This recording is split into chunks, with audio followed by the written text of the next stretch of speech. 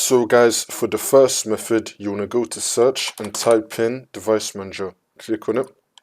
And now once you're on this, you want to expand display adapters. Now you want to find your NVIDIA graphics card. Once you find it, you want to right click on it and then click on properties.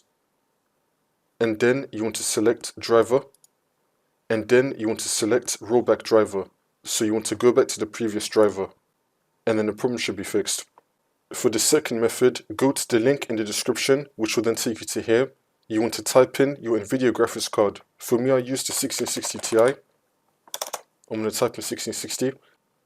I'm now going to find my graphics card right here. 1660 Ti, Windows 11. I'm going to choose this option.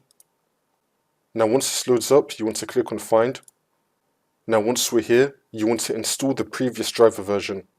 So for me, I use game ready drivers. You most likely use that as well.